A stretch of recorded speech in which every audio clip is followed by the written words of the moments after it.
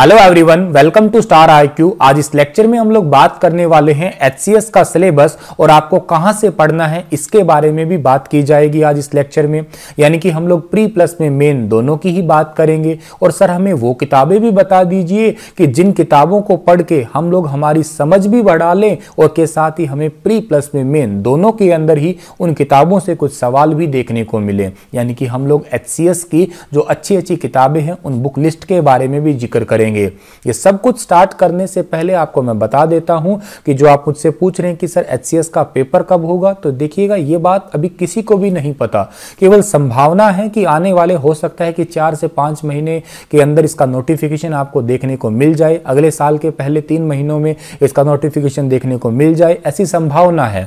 क्यों है सर ऐसी संभावना? थोड़े दिन पहले आपको याद होगा टोटल 145 पोस्ट का जो है एक नोटिफिकेशन था। नोटिफिकेशन इन द सेंस ये था कि 145 पोस्ट जो है वो सिविल सेवा परीक्षा के लिए रिजर्व रखी जा रही है 2021 के लिए। लेकिन ये बात जो है अभी ये कहीं नहीं लिखा गया कि ये एग्जाम कब होगा या इसका नोटिफिकेशन कब आया है या कब जो है इसका प्री होगा मेन होगा, ये कुछ भी बातें अभी नहीं पता। तो आप भ्रमित मत होइए। हाँ, बस आप अपनी तैयारी को लगातार बरकरार रखिएगा, लगन से पढ़ते रहिएगा, क्योंकि ये एग्जाम कोई मजाक नहीं है। ठीक है, आप इसे हल्के में मत लीजिएगा, क्योंकि सिविल सेवा परीक्षा है, किसी भी राज्य के लिए काफी बड़ी जो है परीक्षा होती है। तो ये बहुत ही एक अच्छे लेवल की कंडक्ट होती है और इस बार तो थोड़ी और अच्छे लेवल की कंडक्ट होने की संभावना है, क्योंकि इसका पैटर्न जो है बहुत हद तक यूपीएससी के तर्ज पे कर दिया है। इस बार बहुत सारे चेंजेस भी किए गए हैं, छोटे छोटे। मैं आपको पहले भी 1-2 वीडियो बना के समझा चुका हूं। थोड़ी थोड़ी बातें आज इस लेक्चर में भी करूंगा। तो आइए सब बातें जानते हैं। अगर आपको मेरे द्वारा पढ़ाए गए सभी लेक्चर्स का पीडीएफ फाइल चाहिए या इस लेक्चर का पीडीएफ फाइल चाहिए तो आप मेरे Telegram channel star IQ PDF को जरूर ज्वाइन कर लीजिएगा। ठीक है, और स्टार आईक्यू यूट्यूब चैनल को सब्सक्राइब तो आप कर ही लेंगे। तो चलिए जानकारी हम लोग ले लेते हैं। क्या है सर, देखिएगा सिंपल सी बात है कि एग्जाम जो है वो कितने जो है आपके लेवल में होगा। तो एग्जाम बेटा आपके 3 लेवल में होने वाला है, एक तो फेज 1, एक फेज 2 और एक फेज 3 में। अब फेज 1 जो होता है उसको हम लोग तो प्री कहते ही हैं, फेज 2 को मेन कहते हैं, फेज 3 इंटरव्यू का है। और इंटरव्यू यानी कि पर्सनैलिटी टेस्ट होता है, तो इसको तो आप लोग फिलहाल के लिए भूल जाइएगा। फिलहाल आपका फोकस फेज 1 और फेज 2 का है। मुद्दा भी हमारा यही है। हाँ, यहां एक बच्चे का सवाल था कि सर फेज 2 जो है वो क्या ऑब्जेक्टिव टाइप होता है क्या? ना जी, फेज 1 ही ऑब्जेक्टिव होता है। फेज 2 के अंदर तो आपको लिखना होता है, डिस्क्रिप्टिव टाइप का होता है। तो ये बात भी आप यहां पे समझ लीजिएगा। चलिए थोड़ा और आगे जाते हैं। तो हमारा फेज 1 जो है ये भी 2 पेपर का मिला जुड़ा संगम होता है। ठीक है, अब पेपर 1 जो होता है उसमें आप सभी को पता है कि जीएस का है। पेपर 2 जो है वो आपका होता है सी सेट होता है। और यहाँ एक पहला बदलाव आप लोगों को देखने को मिलेगा। वो क्या देखने को मिलेगा कि सी सेट जो है वो ओनली क्वालिफाइंग नेचर कर दिया है, मतलब 33% मार्क्स के साथ में जो है वो क्वालिफाइंग होगा आपका। पेपर 1 जीएस है और पेपर 2 सी सेट है। हाँ, ये बात जरूरी है कि आपका जो ये वाला पूरा सेक्शन है, कंप्लीट सेक्शन है आपका प्री वाला, इसके मार्क्स जो हैं वो आपके मेन में नहीं लगने वाले हैं। ये वो क्राइटेरिया है आप लोगों के लिए जो पार करना है आपको। यहां से पार होके आप एंटर कर जाएंगे मेन वाले सेक्शन के अंदर। हाँ, इसके जो भी मार्क्स आपके आएंगे वो आपके मेन में नहीं जुड़ने वाले हैं। तो ये बात आप याद रख लीजिएगा। हाँ, इसमें क्या होगा कि जितनी भी वैकेंसी है उसको गुणा 12 कर दीजिएगा, उतने बच्चों को सिलेक्ट किया जाएगा और फिर वहां से जो है वो क्रीम निकालेंगे। क्योंकि यहाँ पे तो बहुत सारी लस्सी होती है, मुंह उठा के लोग कई वैसे भी फॉर्म भर देते हैं। ठीक है, तैयारी करें ना करें उसका कोई लेना देना नहीं है। तो ये एग्जाम कोई मजाक तो है नहीं, बहुत ही शिद्दत से जिसने तैयारी की है उन्हीं बच्चों का एग्जाम पास होता है। तो शिद्दत वाले ही इस गुणा 12 के अंदर आते हैं और शिद्दत वाले ही फिर फाइनल जो है 145 के अंदर नाम उनके गिने जाएंगे। खैर, थोड़ा आगे जाते हैं। तो जर्नल स्टडीज की बात की जाए, इसके सिलेबस की बात की जाए तो देखो वैसे जीएस का बहुत वाइड रेंज होती है, लेकिन उसके सब्जेक्ट्स कौन कौन से हैं आपके? एक तो आपको इंडियन पॉलिटी है, ठीक है, एक ज्योग्राफी है। कौन सी किताब से पढ़नी है ये तो मैं बताऊंगा ही। एक हिस्ट्री है, एक इंडियन इकोनॉमी है, एक साइंस एंड टेक्नोलॉजी है, एक एनवायरमेंट एंड इकोलॉजी है, एक इंटरनेशनल रिलेशन है या उससे रिलेटेड जो चीजें हैं आपकी, और एक करंट अफेयर है। स्पेशली कह रहा हूं मैं आपको हरियाणा करंट अफेयर है। ठीक है, आपको हर रोज स्टार आईक्यू यूट्यूब चैनल पे हरियाणा करंट अफेयर पढ़ाए ही जा रहे हैं। प्लीज आप लोग मेरा यूट्यूब चैनल फॉलो करें और आप अपने करंट अफेयर की समझ तो जरूर बढ़ाइएगा ही बढ़ाइएगा। ठीक है, तो करंट इवेंट अकेले आपके हरियाणा के नहीं है, के साथ में आप लोगों को जो है हरियाणा करंट अफेयर के साथ नेशनल करंट इवेंट्स, नेशनल और इंटरनेशनल की जो इंपॉर्टेंट इवेंट्स हैं उनको भी पढ़ना पड़ेगा। हिस्ट्री के अंदर जो है आपके इंडिया के जितने भी मूवमेंट्स हुए हैं, या यूं कहिएगा आप लोग मॉडर्न हिस्ट्री पे थोड़ा सा ध्यान दे दीजिएगा, ठीक है। ज्योग्राफी में आपको जो है फिजिकल है, सोशल है, इकोनॉमिक ज्योग्राफी है of India and the world, ठीक है। थोड़ा ध्यान ज्यादा इंडिया पे दीजिएगा, के साथ साथ आप जो है देश दुनिया के बारे में भी थोड़ा जिक्र करिएगा। इंडियन पॉलिटी की बात की जाए तो कॉन्स्टिट्यूशंस के बारे में बात करिएगा, थोड़ा पॉलिटिकल सिस्टम पढ़िएगा, पंचायती राज व्यवस्थाएं पढ़िएगा, आप पब्लिक पॉलिसीज पढ़िएगा, ठीक है, और आप राइट इश्यूज पढ़िएगा। मैं ये लेक्चर बड़े आराम से बता रहा हूं, जो बच्चा वास्तव में सीरियस है वो पूरा लेक्चर ध्यान से सुनेगा, ठीक है ना। और जो नहीं सीरियस है, बस यूं ही चक्कर काट रहे हैं, उनकी तो खैर बात ही क्या करनी। इकोनॉमी की बात की जाए तो यहाँ पे आप लोगों को जो है ये छोटे छोटे पॉइंट्स पढ़ लेने हैं। जैसे सबसे इंपॉर्टेंट पॉइंट की बात करता हूं तो सोशल सेक्टर्स है आपका, ठीक है, यहां से सवाल ज्यादातर पूछे भी जाते हैं। जर्नल इश्यूज और एनवायरमेंट और इकोलॉजी की बात की जाए, one of the most important subject है ये, कहिएगा आपका प्री में। मेरा तो आपसे कहना है कि आप लोग जो है थोड़ा हिस्ट्री और थोड़ा आपका एनवायरमेंट और करंट अफेयर इन पे अपनी समझ अच्छे से बना लीजिएगा, प्री आपका पक्का जो है क्लियर हो ही जाएगा। साइंस की बात की जाए तो सिंपल आप लोगों को जो है जो करंट के इश्यू चल रहे हैं साइंस में उन पे थोड़ा ज़्यादा फोकस करना है। और हरियाणा की इकोनॉमी, हरियाणा के लोग, हरियाणा की ज्योग्राफी, हरियाणा की हिस्ट्री, ये तो आप लोगों को पढ़नी ही पढ़नी है इसमें। तो अगर मैं पीछे के सालों के थोड़ा आंकड़ा देखता हूं, ठीक है, जहां तक मुझे इसका डेटा मिल पाया है, ठीक है, वहां पे मैं आपको बता पा रहा हूं मेरी समझ के अनुसार कि एनवायरमेंट सब्जेक्ट जो है वो थोड़ा सा ज्यादा इंपॉर्टेंट होता है प्री के लिए। मैं आपको सीधा ही कह रहा हूं कि एनवायरमेंट सब्जेक्ट जो है आपका वो आपको प्री क्लियर करवाने में सच में मदद करेगा। तो प्लीज आप लोग एनवायरमेंट, करंट अफेयर, इन दो पे तो अपनी बहुत ही अच्छी पकड़ बना ही लीजिएगा। बाकी सब्जेक्ट तो आपके जो है पकड़ बनाने ही है, क्योंकि आपको वो मेन में काम आने वाले हैं, ठीक है। सी सेट की बात की जाए तो सी सेट के अंदर जो है देखा जाए तो रीजनिंग वाले पार्ट है, जैसे मतलब बता देता हूं कि कॉम्प्रिहेंशन है, ठीक है, और के साथ में जो है इंटरपर्सनल स्किल्स है, आपकी लॉजिकल रीजनिंग है, ठीक है, डिसीजन मेकिंग प्रॉब्लम्स है, जनरल मेंटल एबिलिटी है जो आपके सिंपल ही है, ठीक है। और 10वीं तक के जितने भी आपके डेटा वाले जो डेटा सफिशिएंसी पार्ट्स होते हैं, डीआई वाला पार्ट है, या जो भी आपके सिंपल चीजें हैं 10th 12th तक वाली, वो ही आएगा। ये सेक्शन आप लोगों का मेरी उम्मीद है कि बहुत आसानी से क्लियर हो जाएगा।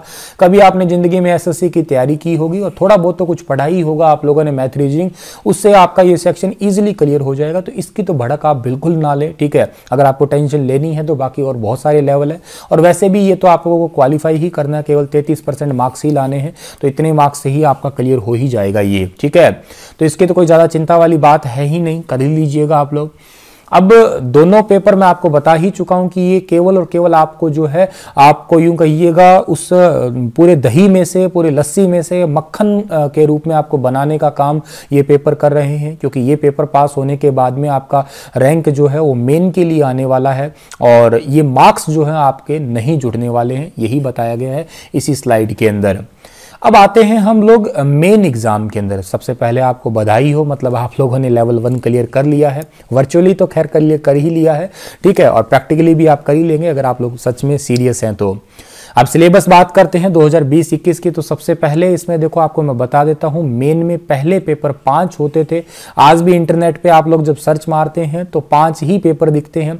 मैंने भी सर्च किया था तो मुझे भी 5 ही दिखे थे, लेकिन नहीं है 5, ठीक है। देखिएगा ये 4 ही पेपर है अभी वर्तमान में। पहले 2 ऑप्शनल हुआ करते थे 150 नंबर के, ठीक है, लेकिन अब जो है दोनों ऑप्शनल को मर्ज करके 200 नंबर का एक ऑप्शनल बना दिया है, और ऑप्शनल अब एक ही होगा, यानी कि एक पेपर आपका जो है वो इंग्लिश का है, दूसरा पेपर आपका हिंदी का है, तीसरा पेपर आपका जीएस का है, और चौथा जो पेपर है ना आपका वो होने वाला है ऑप्शनल का। जीएस भी 200 नंबर का है, ऑप्शनल भी 200 नंबर का है, ठीक है।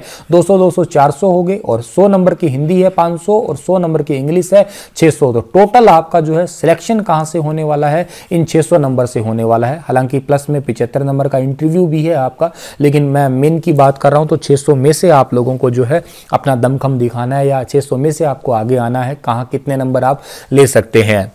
अब इंग्लिश की बात की जाए तो बस वही बात है आपकी, ठीक है, कुछ राइटिंग पैराग्राफ्स है, कुछ ऐसे है, कुछ कॉम्प्रिहेंशंस है, कुछ आपके वोकैबुलरीज है, जनरल ग्रामर्स है, कंपोजिशंस है, ऐसेस आएंगे। ऐसे के अंदर आप लोगों को जो है वही बातें हैं कि कुछ लिमिटेड टाइम के अंदर, लिमिटेड वर्ड्स के अंदर, ऐसे नहीं आप लोगों ने मतलब वही बात है कि गाय हमारी माता है, गाय का पूंछ है, गाय की सींग है, मतलब वो आप ठोक ठोक के लाइनें बनाते रहते थे ना, वैसे नहीं। मीनिंगफुल शब्द लिखने होंगे, मीनिंगफुल भाषा में लिखने होंगे, मीनिंगफुल हाई फ्रीक्वेंसी वर्ड लिखने होंगे, और कुछ चॉइस आएगी, उस चॉइस में से चूज करके हमें जो है ऐसे लिखने होंगे। तो ये ऐसे राइटिंग की प्रैक्टिस आप लोगों की अगर अभी से हो रही है तो आप समझिएगा कि बहुत अच्छी बात है। फिर ये हिंदी पेपर होगा इसमें, पेपर 2, और हिंदी जो है, हिंदी भी आपका सेम इंग्लिश जैसे ही है, बस वही बातें हैं कि यहाँ भाषा है हिंदी देवनागरी स्क्रिप्ट में, ठीक है, पेपर होगा और इसमें वही बातें हैं कि ऐसे इसमें भी आएगा, मुहावरे है, आपकी लोकोक्तियाँ होती है, या यूँ कहिएगा कुछ मुहावरे में गलतियाँ वगैरह दी जाएगी, उनको ठीक करना होगा, ठीक है, और कुछ पैसेज होंगे, कुछ यहाँ पे ट्रांसलेशन होगी इंग्लिश पैसेज इनटू हिंदी की, ठीक है। तो ये चीज़ें आप लोगों को करनी है हिंदी के अंदर। हिंदी इंग्लिश 100 नंबर के हैं, ठीक है, और ये 100 नंबर आप लोगों को कहाँ से मिल सकते हैं? आप लोग जो है अपने स्कूल की किताबें तो पढ़िएगा ही पढ़िएगा, के साथ +1 +2 की किताबों से ऐसे वगैरह लिखने की थोड़ी समझ बनाइएगा, ठीक है। ये 2 पेपर मैं मानता हूँ कि जिसकी ज़्यादा अच्छे से समझ है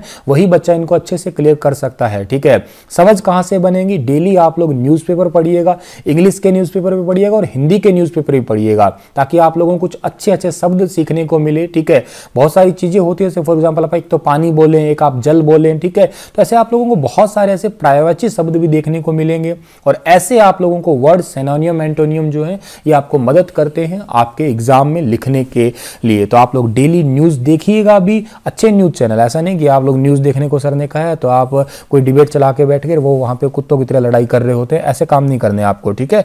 आप राज्यसभा टीवी देखिएगा जहां पे बहुत ही शांति से बातचीत चल रही होती है, तो आप ऐसी चीज़ें देख सकते हैं। आप डेली न्यूज़पेपर के आर्टिकल्स पढ़िएगा, द हिंदू पढ़िएगा, टाइम्स ऑफ इंडिया भी पढ़ सकते हैं आप लोग, ठीक है, इंडियन एक्सप्रेस भी पढ़ सकते हैं, हिंदुस्तान टाइम्स भी पढ़ सकते हैं, कोई भी न्यूज़पेपर आप पढ़िएगा, ज़रूरी है आपके लिए ये चीज़ें। तो हिंदी में भास्कर पढ़ सकते हैं आप लोग, ठीक है। चलिए अब पेपर 3 की बात करता हूं। तो पेपर 3 जो होता है प्यारे बच्चों, आपका ये 2 पार्ट्स में जो है वो आपका डिवाइडेड होता है, दोनों ही मैंडेटरी होते हैं, करने जरूरी है। जैसे पार्ट 1 की बात करता हूं तो modern Indian history and Indian culture होता है इसके अंदर, ठीक है, जहां पे आप लोगों को खास तौर पे ध्यान देना होता है, आज़ादी का पूरा थोड़ा ध्यान देना होता है, क्योंकि इस सेक्शन से क्वेश्चन बहुत आते हैं और प्री और मेन दोनों में ही आपको मदद करेगा ये सेक्शन, अच्छे से पढ़िएगा आप लोग। इंडियन कल्चर के ऊपर भी बहुत क्वेश्चन बनते हैं, तो आपको आर्ट एंड कल्चर सब्जेक्ट पे भी बहुत ज्यादा ध्यान देना होगा। इंडियन ज्योग्राफी की बात की जाए तो इस पार्ट के अंदर आपको पता ही है कि फिजिकल, सोशल और इकोनॉमिकल ज्योग्राफी के बारे में पढ़ना होगा। पॉलिटी की बात की जाए तो ये स्टफ होगा आपका किससे रिलेटेड, कॉन्स्टिट्यूशन से या पॉलिटिकल सिस्टम से, पंचायती राज व्यवस्थाओं से, ठीक है, या इंडिया से जो है आपके रिलेटेड क्वेश्चन जो है आपके भारत की सारी राज्य व्यवस्था से संबंधित जो है ये क्वेश्चन बन सकते हैं। प्रेजेंट नेशनल इशू और सोशल इशू के बारे में बात की जाए तो डेमोक्रेसी है, ह्यूमन रिसोर्स इश्यूज हो सकते हैं, ह्यूमन राइट है, आपका करप्शन से रिलेटेड इशू है, इकोलॉजिकल से रिलेटेड इशू हो सकता है, नेशनल हेरिटेज हो सकते हैं, अडल्ट लिटरेसी हो सकता है। ऐसे कुछ टॉपिक हैं जो आपको इसके अंदर पढ़ने होंगे यहाँ पे। और पार्ट 2 की बात की जाए तो इंडिया एंड वर्ल्ड की बात की जाएगी यहाँ पे, ठीक है, इंटरनल और एक्सटर्नल सिक्योरिटीज के बारे में पढ़ना होगा आपको। ये वाला सेक्शन आप तभी क्लियर कर पाते हैं जब आप डेली करंट अफेयर पढ़ते हैं, या यूं कहिएगा के साथ भी आप लोग न्यूज़पेपर भी पढ़ा करते हैं। इकोनॉमी की भी बात आपको अच्छे से करनी पड़ेगी, इकोनॉमिक डेवलपमेंट ऑफ इंडिया पढ़ना पड़ेगा, फॉरेन ट्रेड आपको सीखना पड़ेगा, और WTO की सारी चीजें आपको जाननी पड़ेगी, ट्रेड से रिलेटेड जितने भी इश्यूज चल रहे हैं वो भी आपको जानने होंगे। इंटरनेशनल अफेयर्स, तो ये आपको वर्ड्स करंट अफेयर, दुनिया में क्या हो रहा है, देश दुनिया में क्या क्या चीजें चल रही है, ये करंट अफेयर ही सिखा पाएगा आपको। और एक बात तो आप अच्छे से समझ ही लीजिएगा, जब आप लोग सिविल सर्विस की तैयारी कर रहे हैं तो करंट अफेयर तो आपको डेप्थ में पता ही होना चाहिए। Development in science related field में, ठीक है, अब साइंस में आप लोगों को स्पेशली जो है स्पेस से रिलेटेड चीजें पढ़नी होगी, टेलीकम्युनिकेशन से रिलेटेड चीजें पढ़नी होगी, ठीक है। तो ये चीजें आप लोगों को जरूर जाननी होगी। ये पॉइंट्स है जहां से सवाल ज्यादा आते हैं। ऐसा नहीं कि आपकी जो, वैसे तो आप लोगों को 9वीं 10वीं 11वीं 12वीं की साइंस पढ़ रहे हैं, कोई बात नहीं, लेकिन फिर भी आप लोगों को जो करंट में जो चीजें ज्यादा चल रही है साइंस की, वो थोड़ी ज्यादा पूछी जाती है। और दूसरा एक सिंपल आपका जो है ये डायग्राम या कोई ग्राफ वगैरह से रिलेटेड भी कोई प्रॉब्लम पूछी जा सकती है, वहां से भी कोई सवाल बन सकता है आपका, ठीक है। सिंपल है, कभी कभार बन लेता है। के साथ में आपको हरियाणा का पेपर है, तो HCS के जो पेपर है इसमें स्पेशली आपको हरियाणा की ज्योग्राफी, हरियाणा की हिस्ट्री, हरियाणा की इकोनॉमिक इंपॉर्टेंस, हरियाणा के जो अभी नए नए इंडेक्सेस आए हैं, या हरियाणा के जैसे आपकी अभी रिसेंटली जो आपकी एक कौन सी ease of doing business ranking थी, और पहले तीसरे नंबर पे थी, अब उछल के 16वें नंबर पे होगी, तो क्या चीजें रही होंगी, वो इतनी बदली है, क्या होती है रैंकिंग, ऐसी चीजें आपसे करंट से रिलेटेड कोई नई चीज की किसी की नियुक्ति हुई है, कौन व्यक्ति नियुक्त हुआ है तो उसका क्या काम है, ये डिपार्टमेंट से रिलेटेड जो है आपकी चीजें भी यहाँ से पूछी जा सकती है। और जो चीज आप हरियाणा जीके में नॉर्मली पढ़ते हैं वो तो आप पढ़ेंगे ही पढ़ेंगे। पहले ही आपको मैं बता देता हूँ, हरियाणा जीके के लिए किताब आपको मार्केट में जो भी अवेलेबल हो वो पढ़ डालिएगा, क्योंकि वास्तव में देखा जाए तो हरियाणा जीके उतनी है नहीं जितनी इसको खींच खींच के बनाया गया है। तो हरियाणा जीके के लिए तो मार्केट में कोई भी किताब है वो सारी पढ़ डालिएगा आप लोग, ठीक है। सारी अच्छी हैं, गलतियां जहां होंगी आप खुद ही पहचान जाएंगे, और उससे अच्छा तो हो ही क्या सकता है जब आप खुद ही गलती पहचानने लगे, मतलब आपको वो चीज तो पहले से आती थी, ठीक है। तो मार्केट के जो भी आपको जिस एरिया में जो भी किताब मिले वो आप सारी पढ़िएगा, जरूरी है, क्योंकि छोटी सी तो है ही, आप लोग अगर करने पे उतरते हैं तो अच्छे से उसे पूरा भी कर देंगे। हाँ, करंट अफेयर के लिए तो आप लोग स्टार IQ यूट्यूब चैनल को फॉलो जरूर करिएगा, ये आप लोगों को मदद करेगा ही करेगा, ठीक है। हाँ, और पार्ट आपका जो 4 बचता है, ठीक है। आप तो देखो मैंने पार्ट 1 के अंदर आपको कौन सा बताया, हिंदी बताया, इंग्लिश या हिंदी जो भी है, पार्ट 1 2 के अंदर 3 GS है, और पार्ट 4 जो है अब इसके अंदर आपके ऑप्शनल सब्जेक्ट है, और अब से पहले टोटल 23 ऑप्शनल होते थे, प्लस में 6 और ऑप्शनल जो है ये ऐड कर दिए गए हैं। कौन कौन से हैं सर? एग्रीकल्चर है, एनिमल हस्बेंड्री है, और वेटनरी साइंस है, बोटनी है, केमिस्ट्री है, सिविल इंजीनियरिंग है, कॉमर्स एंड अकाउंट वाला पार्ट है, इकोनॉमिक्स है, ठीक है, इलेक्ट्रिकल इंजीनियरिंग है, इंग्लिश लिटरेचर है, जियोग्राफी है, और हिंदी लिटरेचर है, इंडियन हिस्ट्री है, लॉ है, मैथमेटिक्स है, मैकेनिकल इंजीनियरिंग है, फिजिक्स है, political science and international relations है, साइकोलॉजी है, और के साथ में पब्लिक एडमिनिस्ट्रेशन है, पंजाबी है, सोशोलॉजी है, और संस्कृत लिटरेचर है, जूलॉजी है। के साथ में जो है आप लोगों को इस बार क्या और देखने को मिल रहा है, इस बार आप लोगों को देखने को मिलेगा 6 नए सब्जेक्ट और देखने को मिलेंगे। ये 6 नए सब्जेक्ट कौन कौन से हैं? एक आप लोगों का एंथ्रोपोलॉजी है, एक जियोलॉजी है, एक मैनेजमेंट है, और के साथ में मेडिकल साइंस है, ठीक है, और एक फिलॉसफी है, और के साथ में जो है स्टैटिक्स वाला पार्ट भी है, ठीक है।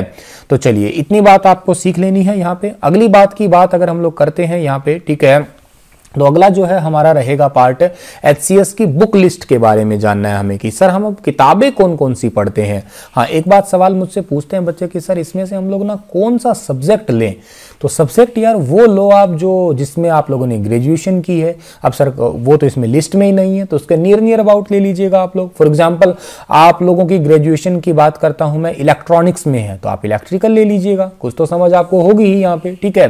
तो ऐसे किसी भी जैसे आपकी सब्जेक्ट में थोड़ी अच्छी पकड़ है, उसके आसपास का इसमें सब्जेक्ट है तो वो ले लीजिएगा। अब बात बचती है कि सर ना ही तो मेरा ग्रेजुएशन वाले सब्जेक्ट में इंटरेस्ट है, ना ही मेरे उस ग्रेजुएशन वाले सब्जेक्ट के आसपास में कोई और सब्जेक्ट है, तो अब आप वो सब्जेक्ट लीजिएगा जिसमें आपका इंटरेस्ट ज्यादा है। मान लेते हैं आपका जो है फिलॉसफी पढ़ने में बहुत आपका मन होता है, आप पढ़ते हैं तो आपको मजा बहुत आता है, और आप अकेले बैठ के इसी सब्जेक्ट को पढ़ना पसंद करते थे आज से पहले, अब भी कर रहे हैं, तो ले लीजिएगा, क्या दिक्कत है। आप किसी की देखा देखी मत करिए, बस ये ध्यान रखना कि टॉपर ने सोशोलॉजी ले ली, एंथ्रोपोलॉजी ले ली, इसके रिसोर्सेज बहुत है। देखो सबके रिसोर्सेज मिल जाएंगे आपको, कोई टेंशन नहीं है, ठीक है। इन सब का पर्टिकुलर सिलेबस भी होता है, ठीक है। जिन बच्चों की ज्यादा क्यूरी होगी किसी एक पर्टिकुलर सब्जेक्ट पे या 1 2 3 और पे, तो मैं इसके लिए एक अलग सी वीडियो बना दूंगा, ठीक है। जैसे ज्यादातर बच्चे हिस्ट्री के लिए कह रहे हैं, ठीक है, या कोई भी और सब्जेक्ट जिसके लिए भी थोड़ा ज्यादा कहेंगे आप लोग, कोशिश अगर आपको कहीं प्रॉब्लम आएगी तो फिर से एक अलग वीडियो बना दूंगा मैं।